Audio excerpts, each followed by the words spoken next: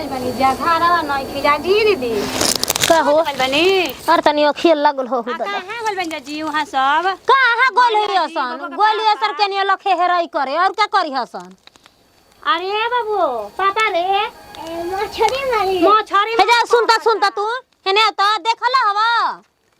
हैं मछली मारे गलन पापा देखले कौन रे बड़को पापा हां बड़को पापा गइल बड़न हां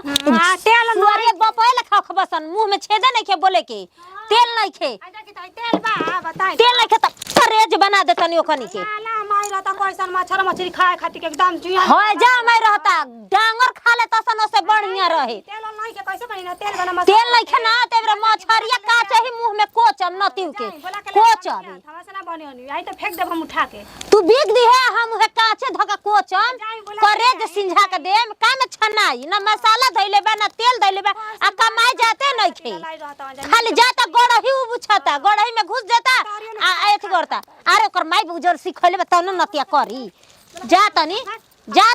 आ जाते जहां नती भेटा जहां तो खेते में चढ़ के हल्ला दे तरी के मरिए जात चलता रे बबुआ चलता तन देखी नतिया दोला छपरा एकर मुड़ी में बियाह क के लेल बता से सतावता हम तब से सतावा बड़ी बाई से मछरी रे मर दे एकदम मोटे गरई बाई सन एकदम आय भौजी खिसियाई है ना अरे खिसियाई के बार देखी तो बुखार उतार दी हवा बड़ी गरम या तेल लेते नहीं खाली मछली मार के खियावत नहीं वही सब गरम रहती है हमारा पखूर क्या करबो हां यही बना जरत कराही तेल डाल रजऊ मछरी बनाता गाना गावत नती हो तार के हम मछरी खियावत काचे खियाई है नतिया अरे हे जा सुन है ना ऊपर आवा जल्दी ऊपर आवा जल्दी बोलबी तब ना हे जावा है का तना मछरी मर ले बस आ मिला त ऐसा हो बाबा हे जावा ऊपर का कहत रे बोल ऊपर आवा का कहत चल हे नहीं आवा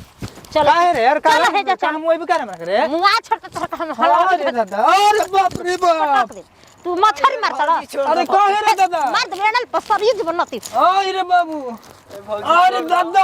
ए भौजी छोड़ फूर दे हम फूर दे अरे तेल मसाला रखल बड़े उठी है मत उठावे तो फूर दे अरे मैं अरे के में हरी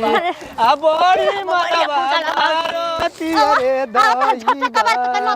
हमारा गमोगी अब बड़ी मरा मोर लसरे दाई बा कमा के खिया तो जा तेल ले बस घर अरे दादा अब छोड़ दे दादा अब ना मारो बेटा तेल ले बड़े गोड़ पकड़ दे ना मारो बाप ना मारो